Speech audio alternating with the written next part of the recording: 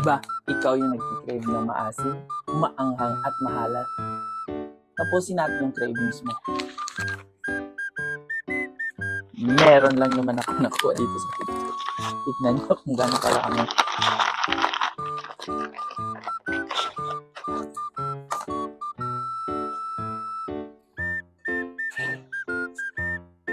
Eto lang naman, ang dried mango with salt and chili.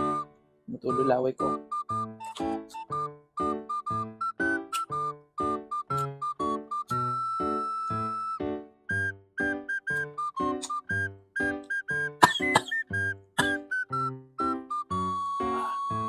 Sakto yung anghang, sakto yung tamis,